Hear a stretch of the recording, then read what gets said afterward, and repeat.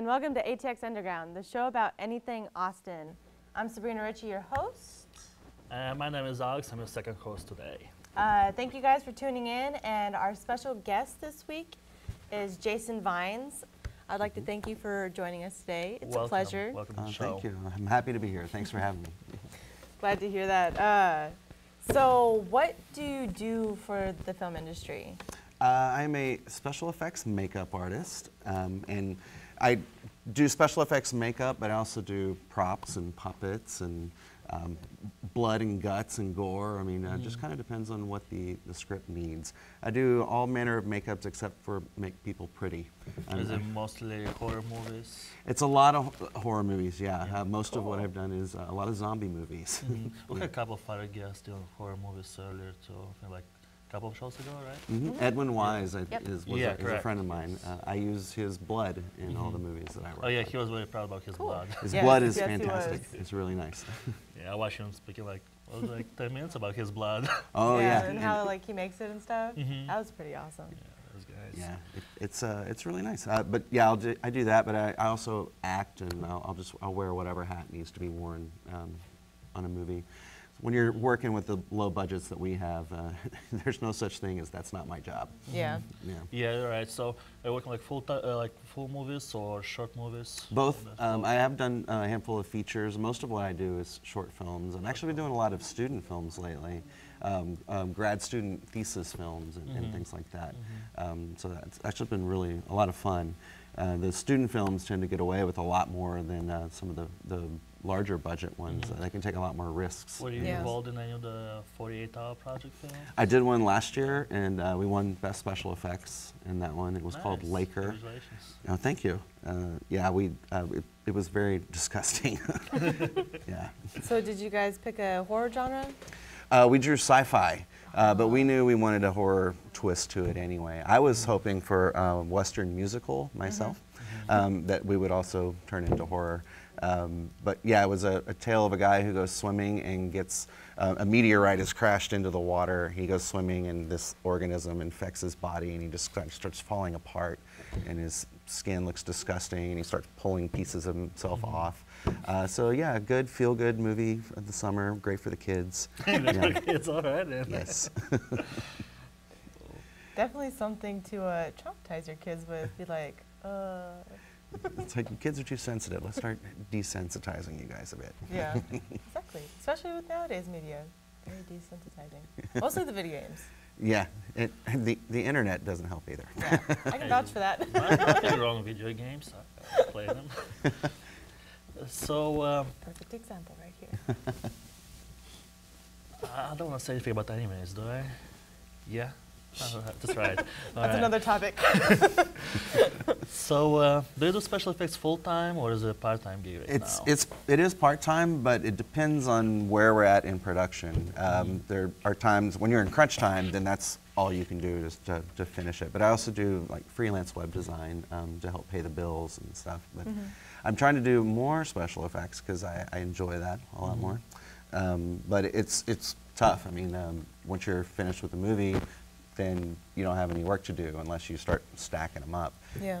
So it can be a little difficult, and they're just very time-consuming and very labor-intensive. So it's hard to work, 14-hour days straight for, a full month, and then finish that movie, and then jump right into that again. So I like to have a little bit of break in between, and do smaller things.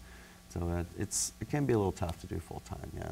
How did you get started into the special effects? Well, it's a very depressing topic, let me tell you. No, I started out with Halloween. Thank you. Let's talk about that. It just started on Halloween. I've always loved Halloween and loved dressing up, even as a little kid. But I had no idea that you could actually order foam latex prosthetics online, and it's the same stuff they use in Hollywood, to do makeup on people. But I came across a website called screamteam.com, go in there and like, oh, I can order this and put it on my face. So I ordered this prosthetic and dressed up like the devil. Just red face, the big pointy chin, the pointy nose and the horns and the ears and everything, and went out downtown ran into a bunch of friends of mine who didn't recognize me at all, and so I could really mess with them. It was pretty awesome. And I also met Elijah Wood that night, which was pretty cool. Got my picture taken with him as the devil. That's awesome. So I was kind of hooked from then on, and started just ordering more and more things, and starting, teaching myself how to do these things, and yeah, just the love of scaring people at Halloween is how I got the start. Halloween is definitely a treat for me. I enjoy it a lot too. I like to get all decorative, like very like intense.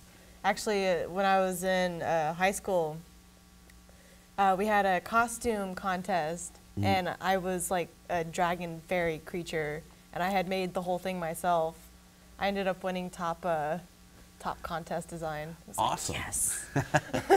I've entered a few costume contests too. I've won one actually that year. I won with the devil costume, but I've also put a lot of effort into coming up with something that I thought was really cool, and then ended up losing to a costume that was just a stupid pun.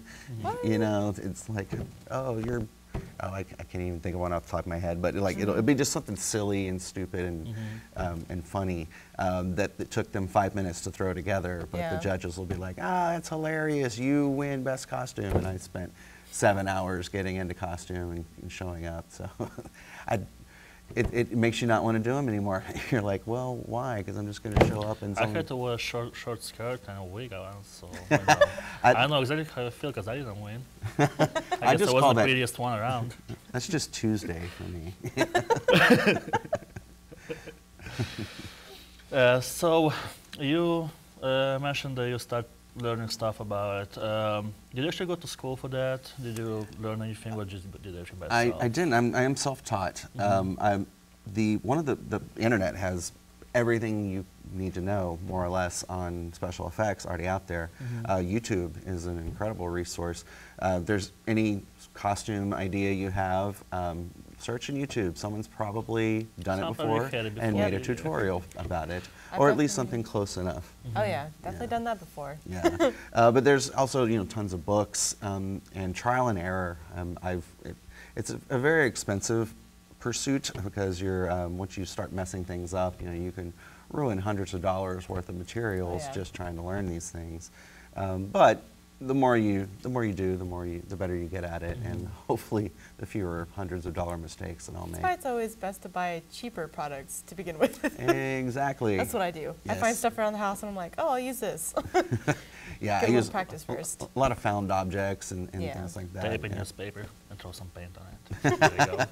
You can do a lot with newspaper and paint, actually. Yeah, you can. Paper mache. I don't know. I don't do that. So I just had an idea. Apparently, it was the right idea. There you go. Along with toilet paper rolls, because you can cut those things out. I don't want to know what you do with toilet paper rolls, Sabrina. It's recycling. Hey. Okay. All right. Yes, you say so.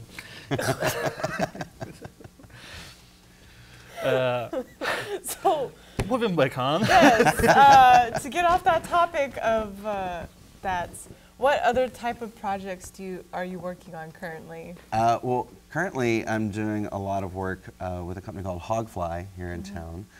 They're a special effects company, and they do a lot of like the bigger budget type things. I'm working in their shop, helping them out with some things, doing a lot of sculpting and molding and casting and life casting. So, like an actress or an actor will come in and we'll take a mold of their face or their body, and then we can sculpt on top of that to make makeup for them. We just wrapped a film called Middle Witch that we're going to see some stuff from here in a bit. Cool. But I've also done a lot of work with a company called Blue Goggles Films. We have a movie called Last Girl Standing. It's our first feature that's debuting in London at Fright Fest in August. I heard something about that movie.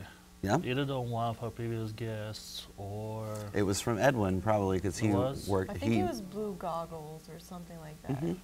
I know I've heard about that Edwin's movie. part of the Blue Goggles team. Yeah, he and I worked on that together. Yeah, it's the story of a girl who survives a slasher flick. Like, she goes out camping with all her friends, a crazy killer comes and murders everyone except for her, but what happens to her? The movie is all about what happens to her like 5 years later. How does she piece her life back together and get over this horrible traumatic experience? But I do a lot of props and things like that. So yeah, just basically whatever comes up. I'm really into puppets right now. Cool. Yeah. These two are from Middle Witch, and we'll get to those in a second. But I just want to show this guy a little bit too.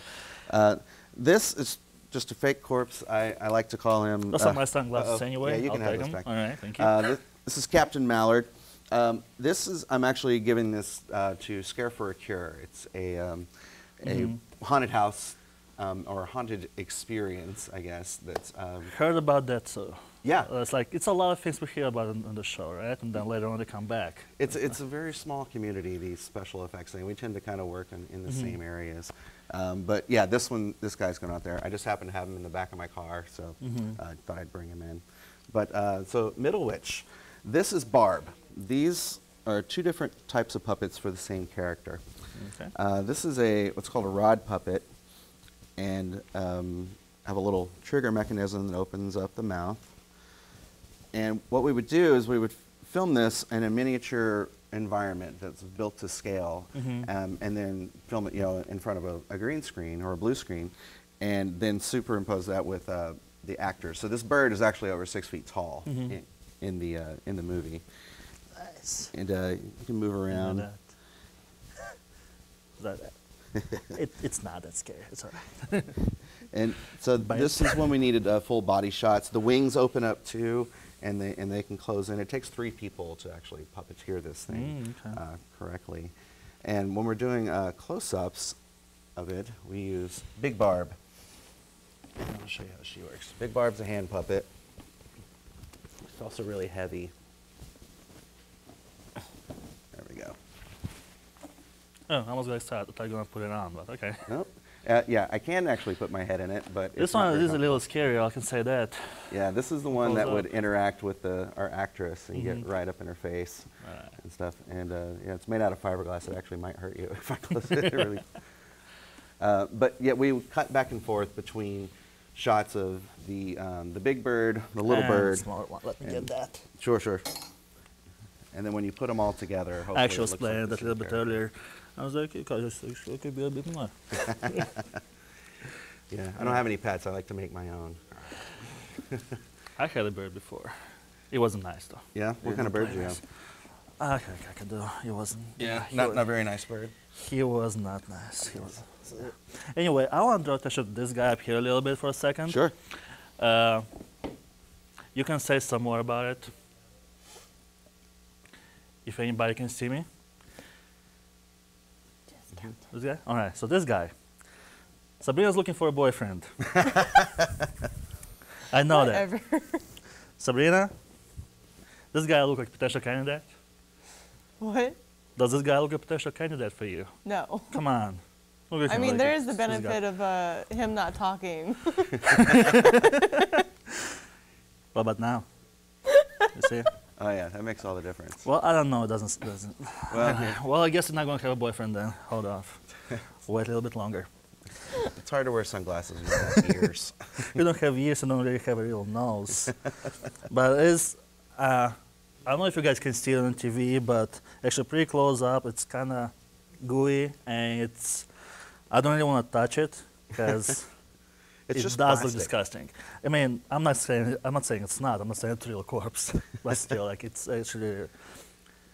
Yeah, what's really fun is having this in your car and when you get pulled over by the police. Did that happen to you? Actually, it almost happened to me. I was on my way to pick it up, and I got pulled over on the way there. So he missed it by about a minute. Like, Oh, if that I was had that in just- the car. They're just my friend here. We've been drinking. Yeah, I just want to put him in the passenger seat and just go speeding, run some red lights, and just see what happens. That would definitely draw some attention. Absolutely. These are actually really easy to make too. If you get just a plastic skull or something, this is just plastic that's been spray glued and put down under it, and you just I take a think, heat yeah, I gun can see. and melt Is there it. some tape over here? And, or Yeah, like plastic. This That's is not all tape, it's plastic, and there's uh-huh. newspaper underneath, and then you spray paint it red. Yeah, and I was black. right earlier about newspaper and plastic. And Yeah, exactly. Hey, there you go. It's a very, very inexpensive Halloween prop. and he's posable, so you can make him do all sorts of things. I like to put him on my balcony at home, freak out the neighbors. I would then have it in my car in the front seat, and I'll put a seatbelt on it too. Exactly. You're like, this is why you don't drink and drive, kids. Yes. So those are these guys. This is Barb and Captain Mallard. I do have one other puppet that I can show you guys, but I have to show it to you over there. All right. Yeah. Well, I guess let's move back over there, and we'll see what else we got there. All right. His arm is like slowly moving down.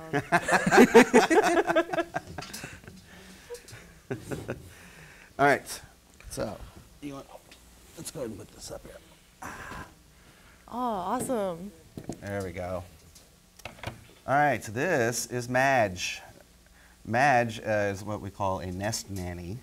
So Barb is a magical bird, has a magical nest that has a magical egg inside of it. Oh, so that's for the same movie? Yes, this is all from Middle Witch. And the nest is normally just on the ground, but if the nest is ever threatened, it can bring the concrete to life underneath it and run away. Oh, cool. And so we needed to be able to film this actually moving. So this guy actually moves. So let's see, I'm going to turn him on real quick. Put his head back on. And crank it up. And then you just puppeteer it however you want. It's got little pieces falling off of him.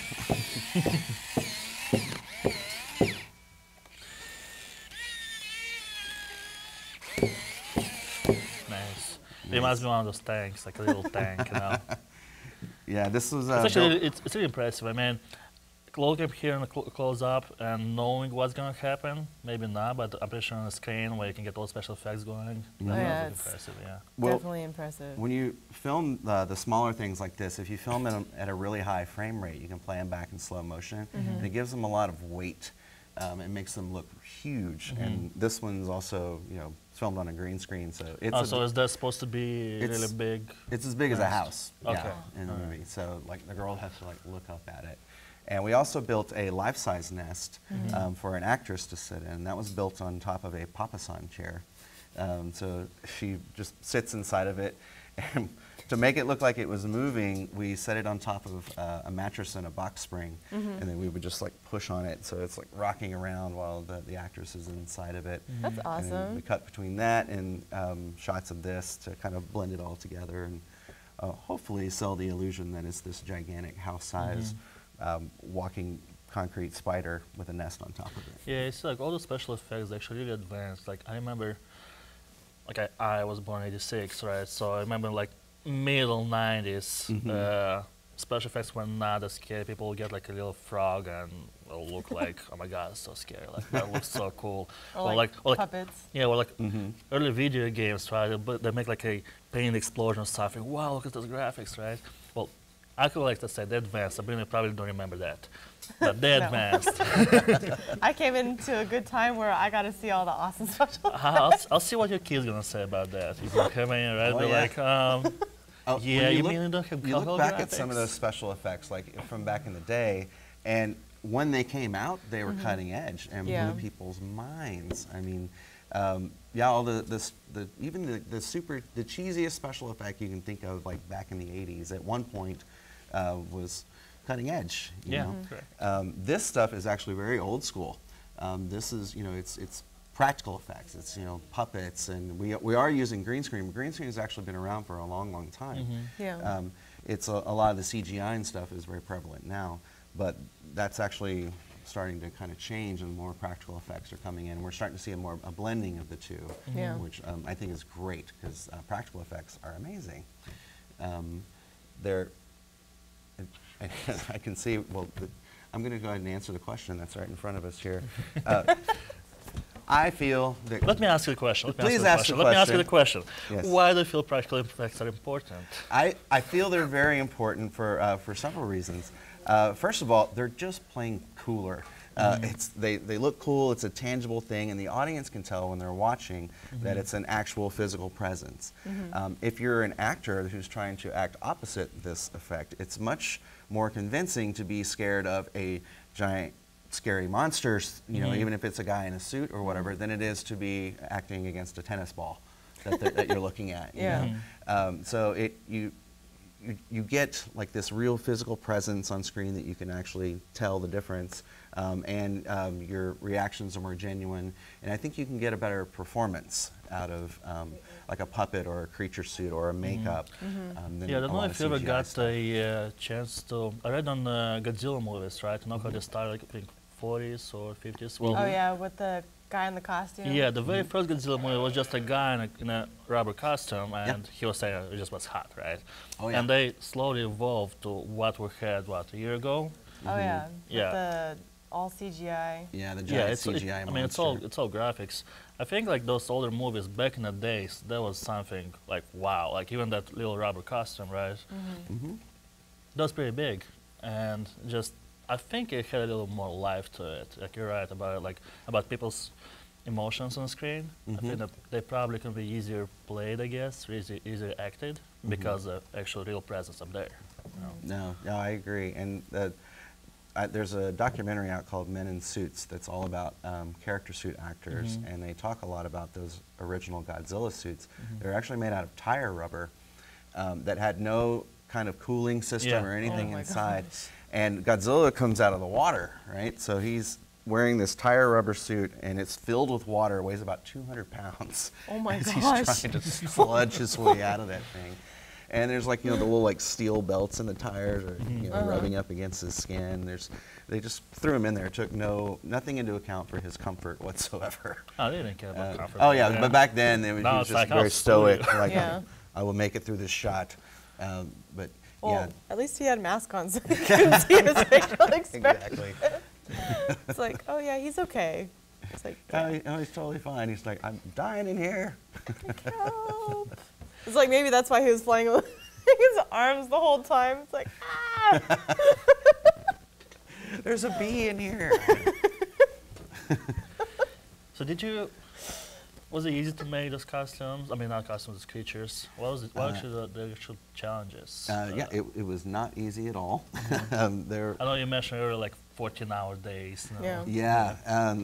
there was a whole lot of just trying to think of how to do it, because I had very little experience with puppets when I started doing the Middle Witch stuff. So I watched tons and tons of tutorials, but turns out there's no make a giant bird puppet tutorial out there, and also not a make a smaller version of the same bird tutorial.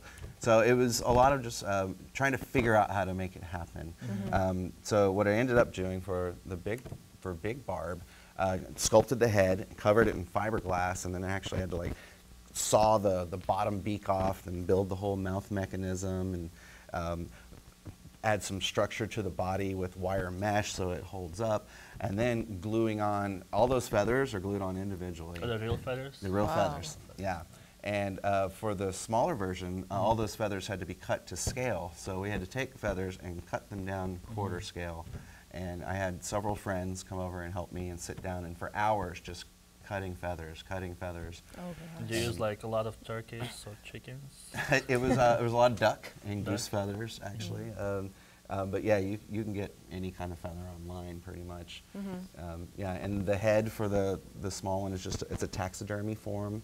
It has these ball and socket joints for the wings and the shoulders that I made out of roll-on deodorant heads. Okay. And then the wings themselves is part of a collapsible umbrella. So it's cool. like just finding things that like, okay, what does the movement that I need, and then repurposing it for that. If I had a huge budget in a machine shop, I probably would have built, machined everything from scratch and built all these super custom things, but I don't have those capabilities. I'm working out of the second bedroom in my apartment, so that's my shop. But also that's what makes those little creatures special to you, that actually I'm pretty sure you got like some sentimental value in every single one of them, because it's not that you only like follow a tutorial or follow the book or a CD or something. You actually invented them, you created them yourself. Every little part of it, you know where it goes and what it is. I think that's kind of what I feel about my things at home. I don't build things like that, but I just like every little object about my house, I know where it's at. I know who put it there, I know why is it there. And that's really irritating when somebody moves it around. Well, also it makes it even more awesome because like instead of having like high-end expensive, you know, gadgets, I mean, you just made it out of like household items or stuff Yeah. that you can buy at your like local art store. Exactly. That's one of the things I love about practical effects and even the lower budget stuff. You have to be really inventive.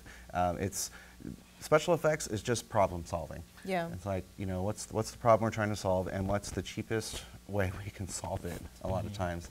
Because you know, I'm working on low budget films, so I don't have, you know, tens of thousands of dollars to spend on these. You know, I have a Low couple budget, hundred. sometimes no budget at all. Yeah, It's exactly. Exactly. So it's stuff that you just have laying around the house. So, you know, I find myself like cutting up my own bed sheets sometimes to make things, or you know, dumpster diving, or you know, hitting out garage sales, you know, and things like that.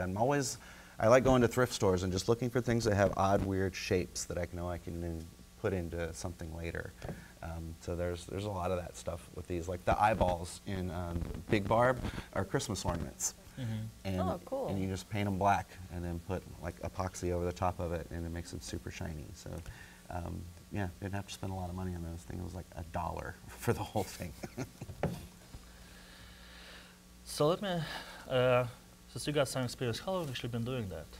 I've been dabbling in special effects for a little over 6 years. 6 years. Like I said, I started with Halloween, but I've gotten really serious about it in the past 3 years or so. That's when I started really teaching myself, you know, sculpting, molding, and casting, and learning a lot more about just makeup in general, and how to apply it, and all kinds of different techniques for, you know, just getting the shot in the movie. But yeah, it's been about 3 years that I've been really serious about it. But my interest in it goes way back. But I didn't even think it never occurred to me that was a career you could have for a long time. I just thought, oh, those movies are so cool. I love all the monsters. But my little kid brain didn't think there's a guy out there who makes these monsters, or a team of guys, or whatever. Yeah. Actually get paid for that. Yeah, right? exactly. It turns out you can actually get paid for it, and that's what I'm trying to do, is get to only do that and not do the other day job stuff. Yeah. So, Uh, yeah, okay, Sabrina. My turn. So as I've said in like a few of my other shows, I kind of do a little bit of cosplay that I've just got kind of into because That's what I was going to say right now. Yes, because I like, you know, Halloween so much. Yeah. It kind of like pulled me into the whole cosplay community. Right. And so since I'm trying to make like, you know, awesome little things of myself, what advice would you have for other people who are like trying to get into like making, you know, creatures or props or something like that? I would say just get started and don't be afraid to suck. I mean, seriously, a lot of people, they're afraid to even get started because it's going to look terrible. Yeah. I don't want to do it. I'm like, no, it's going to look terrible, and that's okay. And in fact, several things need to, to the normal person, like, you know, the average Joe Blow on the street might look at your very first costume and be like, wow, that's incredible. But you're like, the seams, I can see it right here, and it's like I didn't sand it enough over here, and it's uncomfortable right here. That's okay. Just get started. And cosplay is a fantastic place to get started because you don't have to come up with the design. In cosplay, generally, you're like, I want to be this character. And then you have like a reference to exactly, go off of. you have reference to go off. You're not inventing something out of your brain, which you know, it's like staring at a blank page and not knowing what to write or what to draw or whatever. And use YouTube and the internet as your resources. There's tons of tutorials out there that will literally walk you through step by step.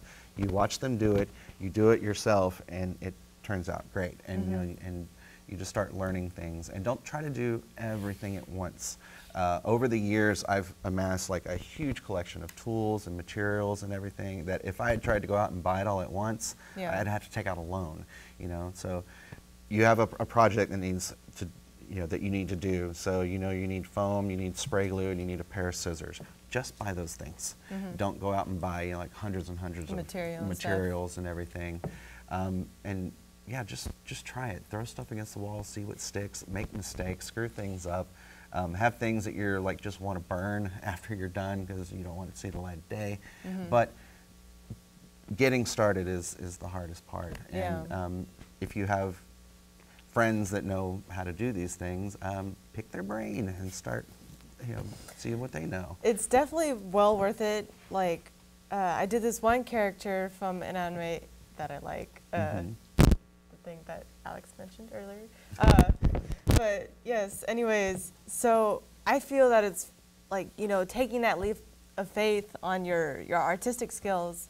Like, I think it's very rewarding because, like, when you go out and you're at the like conventions or something like that, or other people are seeing your hard work and artwork and everything, and they're like, oh my gosh, you're so awesome, can I take a picture of you, can I hug you, or something like that. Do you have like very similar like feelings to that? I love that stuff. I love that people freak out about these puppets. I love dressing up to where my own mother doesn't recognize me. I mean, it's those kind of things. It's like, yes, that's why I do it. Or one of the greatest experiences I had was during the 48-hour film challenge. I actually got to sit in a theater full of people and see a movie I made, a movie I did special effects on, shown up on screen. And it's really gross. So like when the gross thing would happen and the entire audience would be like, ugh! I was like, yes! that's what I wanted. Yeah, and that's the kind of stuff that keeps you going. I love doing this stuff because I think it looks cool and it's a lot of fun to do and it's really challenging. And so getting that kind of feedback is, it's really important. And it's awesome. And I don't know, it makes you just want to keep doing more. So before actually start filming the show, you mentioned that you went to LA IMATS for IMATS, right? Yes, IMATS, the International Makeup Artist Trade Show. So tell us about that. What happened there? I work for Hogfly that I mentioned earlier, and they do a makeup demonstration for a company called Real Creations. They do alcohol-activated makeup palettes. So we had created two specific characters that we wanted to do makeups for. One was like an alien type creature, and another one was a minotaur. So we actually made, they're called digitigrade stilts. They're stilts that give you like that weird little bend, like a goat's leg, but also made him to where this guy was almost 10 feet tall when he was on them. And we did a sculpt for like his face for the makeup, and he had these crazy horns and everything.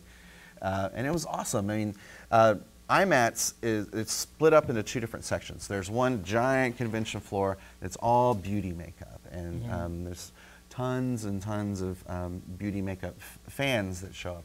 It turns out a lot of them are 14-year-old girls that love watching like this smoky eye tutorial on YouTube. Tons and tons of fans for that. But then off to the side they have another room that's all special effects, and that's where my people were. And you could definitely tell there. You would walk across like the line, and there'd be like screaming 14-year-old girls, like bubble goth type aesthetic, which is super cool. But then you cross over, and then it's like death metal T-shirts and goatees and stuff over in this room.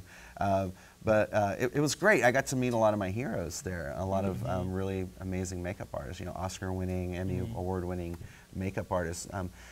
And you'll be standing in the same room like with the guy who painted the Predator suit, or the guy who made a lot of the Gremlin puppets, or did Freddy Krueger's makeup. I mean, so it's like those type of guys show up at these things, and I loved that, and loved meeting some of those guys and talking to them and seeing all the things on display there. Actually, I was really learn cool. something from that. So.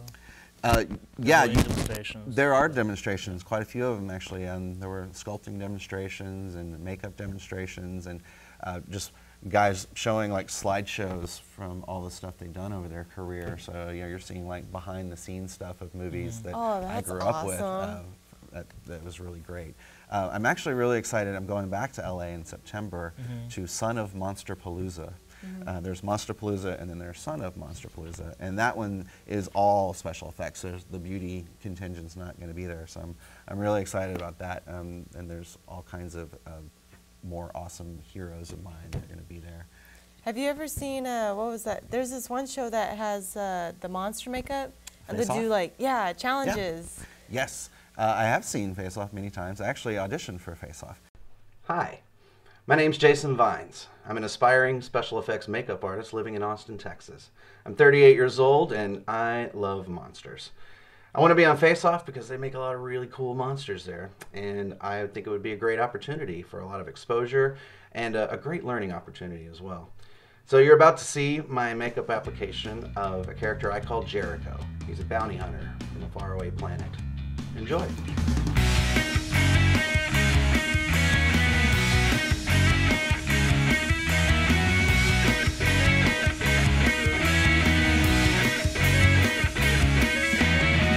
The first horror movie I ever watched was Nightmare on Elm Street. I was in 8th grade, and I was watching it with my friend Brian. You know, it's late at night, and we had a VHS tape of Nightmare on Elm Street. I don't even know how we got it. He must have had someone rent it for him or something. We put it in, we have all the lights on, because we're both just like scared to death at watching this thing. It still is one of the scariest movies I've ever seen. It made me really interested in special effects. In fact, my very first makeup that I ever did was this disgusting, I was a burn victim for Halloween in 8th grade. I had a long flowing mullet at the time. It was super curly, and like half of my face just like charred and burned up that I did with liquid latex and tissue paper and just little cream makeups. Yeah, that was definitely a huge influence.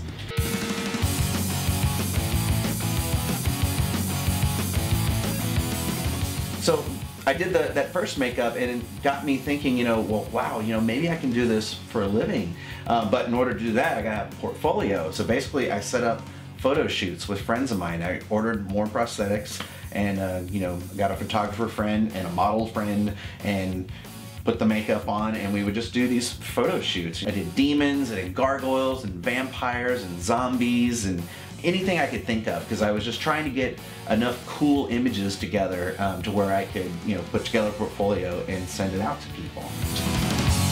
Recently, I've been doing a lot of work with Blue Goggles Films. He needed an effects guy, and someone gave him my name. The very first job I had with him, we were doing a short based on Resident Evil, the video game, and I had to make 22 zombies in 2 hours. Which is insane.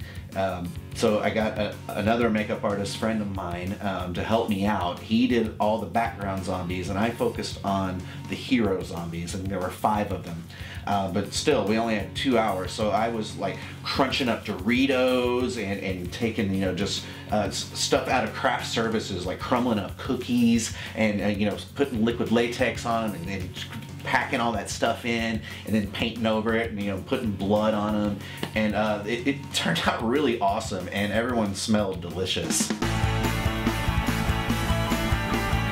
I actually am into a lot of other things as well. I am really big into the improv scene here in Austin.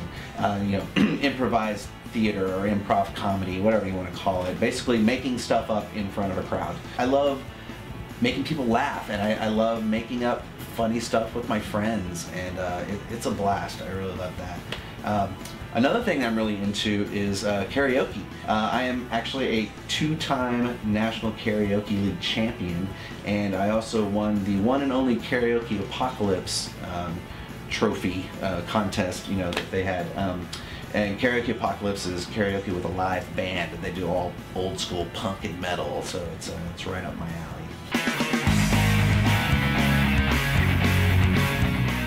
The Bloody Balloon Battle is something that, an idea I had once. So I had this effects gig where I had to make several gallons of blood. It was for a music video.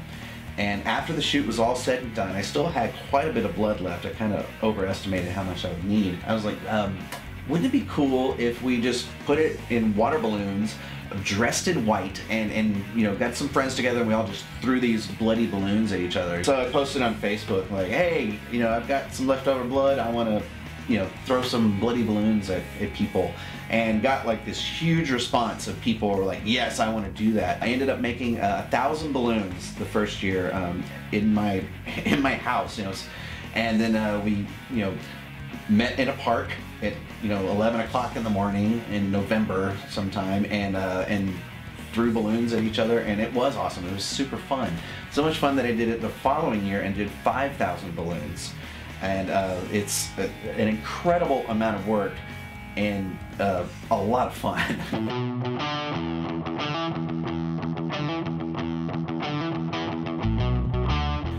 So I have this this dream. Okay, this is one of my main goals that combines a lot of the things that I love to do. I love acting and I love special effects makeup. What I want to do is I want to create and design the makeup for a character that I will portray that kids end up dressing up as for Halloween. I would love to go to my door and answer it, you know, trick or treat, and see, you know, a little tiny 5-year-old version of my character. I think that would be awesome.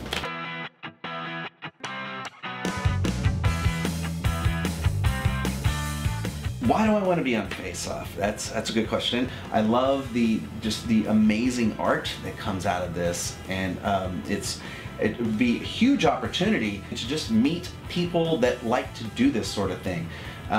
The makeup community here in Austin is very, very tiny, and there's a lot of amazing, talented people here. But I want to meet, you know, people from all over, and I'm also super excited about possibly meeting Michael Westmore, because that guy is amazing, and he's, you know, just done some incredible stuff throughout his career. So yeah, I think it's going to be a great adventure. That's why I want to be on Face Off.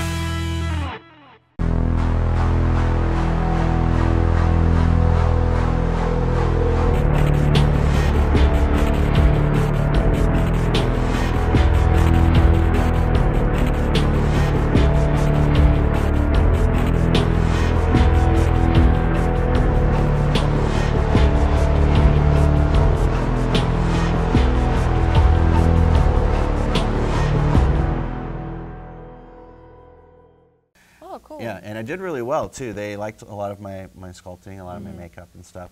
At the time I auditioned, I didn't have a lot of experience making custom prosthetics from scratch.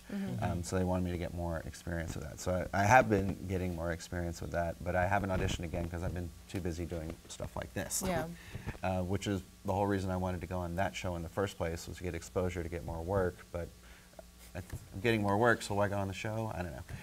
But I do like Face Off, and I have several friends that have been on the show now too. Oh, really? Yeah. I love that show. Just like the stuff they come up with. It's is really amazing. cool and insane, the time constraints they put. Yeah. It's like showing the count off, and I'm like, I would be freaking. I'd be like, especially like watching them like mess up, and they're like, oh my gosh, and I'm like, oh yeah. Like you can feel their like stress, because it's like. Well, let's go old school. Let's just throw some glue and then some feathers. There's a chicken. Yeah. Are you scared? Are you scared now? No. All right. Like Chicken Man. Oh, we can fry him with fried chicken, man. There you go. Yeah. I've never seen that Fried Chicken Man. That's a great. Hey, that's the idea for the next one. There you go. I'm gonna get I'm gonna get my cut out of it. So you know, anybody uses it. Anybody uses fried chicken, man. Like just stick some feathers on your burnt guy over there and be like, Fried Chicken Man. Yep, that's him. Put a bucket on his head. So since you study went to LA, going back in there, are you actually working mostly in Austin, or are you mostly in Austin? Yeah, I have gone out of town a few times over the years, but almost everything I do is here. When I've gone to LA, it's been to go to like the conventions and stuff like that. I would love to go out there to do just some training with like some of these industry professionals. You can go out and take sculpting courses from people that do this for a living and have for 30, 40 years. And I'd love to be able to learn that sort of thing. Yeah. Yeah, it's like going to see like the Kung Fu master, It's like, tell me your secrets, please. Yes, exactly. I'll carry these buckets of water up the stairs, no problem. Are any actual challenges you made up here in Austin with film industry, with stuff you do? Is there enough work? Well, that is a huge challenge, actually. The biggest challenge is everyone wants to make a movie. No one has the money to do it. And so there's a billion Kickstarters. And I feel like in the film community, we're all kind of giving each other the same $20 over and over again for all the different Kickstarters that are happening. So it's very Just rare. waiting for someone to make a big breakthrough. Yeah, and it'll happen. It's happened before. The Austin filmmakers make it big, but it's rare. But the desire to make movies and the amount of actors and crew and you know and artists and stuff. Yeah. Oh, it's totally here, and there's a high level of talent here as well. It's just the huge challenge is the budget. Yeah. So you have to get very creative with the way you approach these things, and you also have to be willing to work for little to no money sometimes, especially when you're starting out. So I've done so many movies for free, starting out where people just pay for materials. Yeah. I try not to do that now, just because I've got some experience under my belt, and I found that if you demand money, people will pay it, and I'm okay with just being like, you know what, find someone else. But it took me a long time to get there, and I think you have to kind of pay your dues and get your, get some experience, exactly, before you can do that. But yeah, budget's always the biggest problem. We know how to make movies. We can totally do it. And it's like just finding the money to get them made. Exactly. It's like, So I guess it's not like real. this is why we are filming this. It's like, please come to Austin. Yes. Come bring your money with you. Exactly. That's what we're trying to get. That's what we're trying to do up here, So it's just a lack, I guess, of real big production companies up here right now, actually willing to invest. There are a handful of larger productions that are happening, and there's a lot of stuff happening right now with like the film incentives have been taken away or cut down to a third of what they were before, which is huge. Because we already were having trouble getting stuff made here, and now we have a third less to work with. So it's going to be interesting to see how all that kind of pans out over the next couple of years. But I'm going to keep making movies, and even if I'm not making movies, I'm going to keep sculpting creatures or making puppets. I'm going to do this stuff anyway. So it's just nice to get paid to do it. Yeah. So on that topic, what are you working on now? Since you're talking about all the work that you said that's been piling up and accumulating. So what are you currently working on?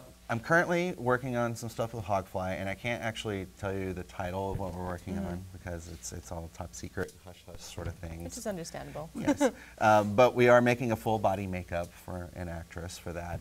So I'm really excited about that. I'm learning a lot of new techniques. I'm working with a guy named Eric Zapata on that closely. He was on Face Off twice. And just, I love working with people more experienced than I am because you learn exactly. more. You learn a lot more and get a lot of more tips and techniques. I have a couple of things in the works with some puppets, some masks, and I have a personal project that I want to work on that's going to be, I have a full-size, a life-size paper mache horse that I'm going to transform into a crazy hell beast type thing. Cool. Yeah, I'm really excited about that. But yeah, that's going to come down to budget as well. So hopefully I'll be able to get the money together to make that thing happen. Yeah. Yeah.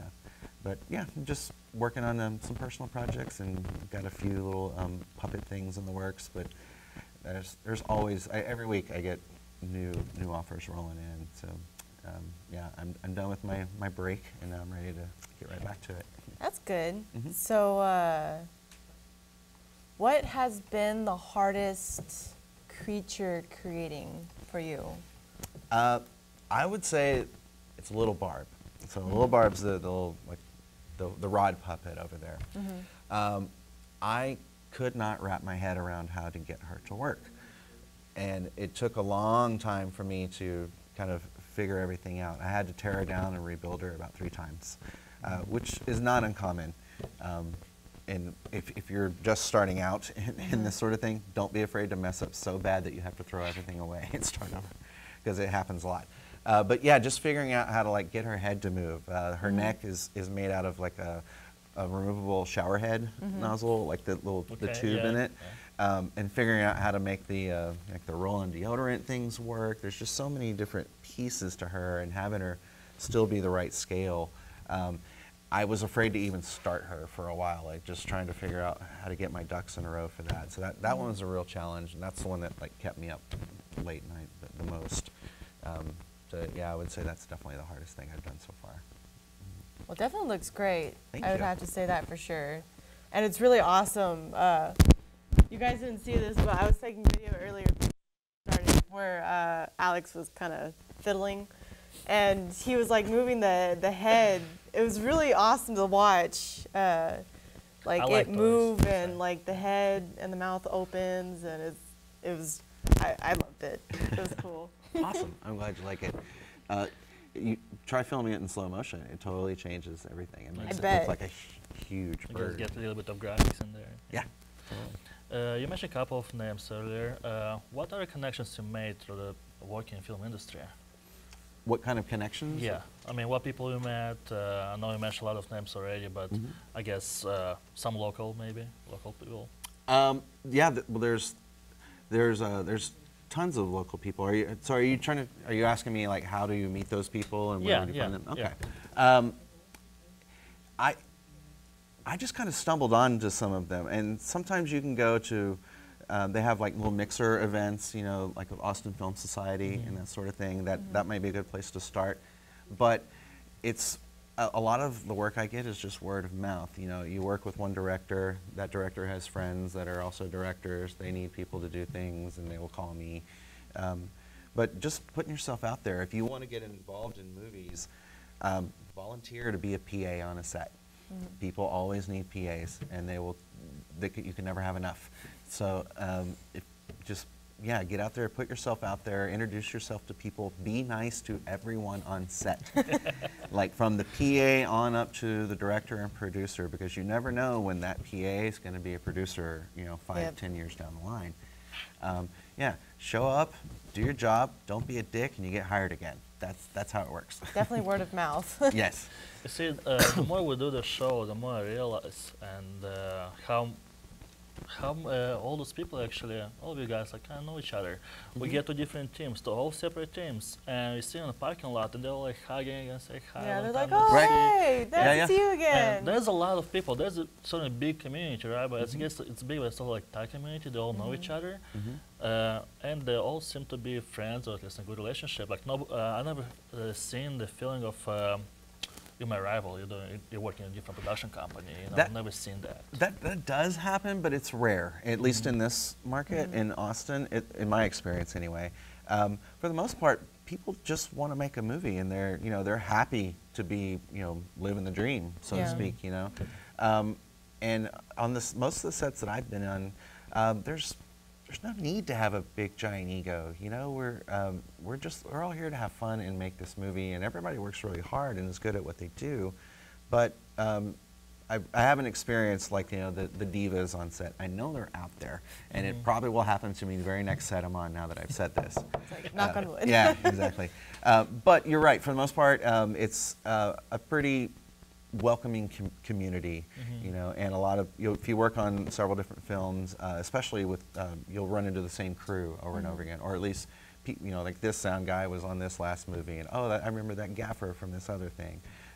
So yeah, you kind of get to know everybody. It's a lot of people in it, but it's still kind of a small community, and I think we all will make better movies if we keep that sort of thing going, where we're happy for each other to get more work, and it's not about the jealousy and like, why'd you pick him over me and that sort of thing.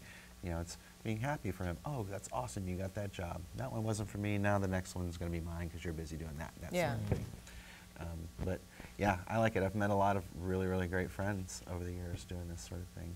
Well, also, I would think it'd be easier that everybody knows each other like that, because if you're put on a group that that you knew somebody from the last project, then there's that familiar, very familiar sense that you don't have to get to know somebody, that you already have like that connection of how they are and stuff. So You're it's like, oh absolutely right. hey, so it's automatic comfort. It's you build a family basically. We were talking about Blue Goggles films earlier. I would consider that to be my primary film family. Before we made our feature, I helped out with 13 short films for them in a year, which is a lot. It's like one a month plus one. And it's a lot of work. But doing that, we all kind of honed our skills and kind of figured out how to work together. Now when we get together, it's a well-oiled machine, and it's really great, and everyone has a great time on set, and the quality of what we're doing got raised considerably just by working with each other over and over again, because you start to learn to anticipate needs and and learn from your mistakes and just get better and better and better. So yeah, finding that core group of people that have the same level of enthusiasm and the same level of commitment that you do is great. So if you can find like-minded people that still want to do this, hold on to them Yeah. and just make as much stuff as you can. What do you think? What do you think the future of, let's say, puppet creation is going to be? What do you think is the future of special effects, and what do you see in your future? I think we're going to see a lot more of a return to practical effects in the future. There's been a glut of CGI for several years now, and I think audiences are starting to get a little turned off by it. It's not that CGI is bad in any way or that it should just totally go away. I just think it's been overused. It's like if the only tool you have is a hammer, you know, pretty soon every problem starts to look like a nail. And you're just like, oh, we'll fix it in post. We'll fix it in post. I think we're going to see a lot more examples of practical effects. And I think what's really going to launch that forward really big is the new Star Wars film that's coming out. They're doing mostly practical effects. There's going to be a ton of digital work as well, but it's used in conjunction with the practical effects. You see, I think the development of robotics actually going to help it a lot, right? So instead of you using things you find around the house, you can actually going to have like a robot where you can assemble and make it make it workable right away. Obviously, it's going to be expensive right away, but you know, hopefully later on it's going to be cheaper. You can do that right now. Actually, there's tons and tons of animatronics. There's tons of animatronics that have happened in movies over the years. That's an area I definitely want to dive into like very soon. Jurassic Parks, for instance. Yeah, exactly. And there's tons of stuff from the 80s and 90s that used it. Yeah, so I think you're going to see just a lot of the old school coming back that kind of got pushed aside with the whole CGI thing. But luckily, I think it's because audiences want it. And it's because, like we were talking earlier, you can actually tell the difference, and it feels different emotionally while you're watching it. And I think that's important, to have emotional weight to the characters that are on screen. And I think you can get that better with a practical creature or a practical makeup, and then using CGI to kind of add the gravy on top. Yeah. So you were talking about your future and everything. So for anything that you may come upon that you have not yet spoken of on the show, how would people find you online? I'm on Facebook, first of all. My name is Jason Vines. If you go there, look me up. I have a fan page, I guess, for my special effects. I also have a website. It's www.113fx.com. 113fx.com. That's right. And that's where you can see all of the my portfolio and all the different stuff on there. But yeah, Facebook's probably the best way to keep up with the most current things. That's the thing that's updated most often. Very cool. So I think that's all the time we have. Though we would love to hear, definitely love to hear more, because I mean, you guys saw the awesome puppets and the cool little moving animatronic. But yes, that is all the time we have for the show. If you guys do want to see more of his awesome puppets and special effects and everything, check him out online. Also check us out online. Yes, you and can check us find him out through us. Stuff like that. So unfortunately, that's all the time we have for today. I'd like to thank you, Jason Vines, for coming here to join us at ATX Underground. Thank you so much. Sure. Thank you for letting us know about all this great stuff and talking to us. Guys, feel free to check us online at atxunderground.com or on Facebook. Yes, follow Facebook. us, follow Jason. And Also, we'll see. Instagram.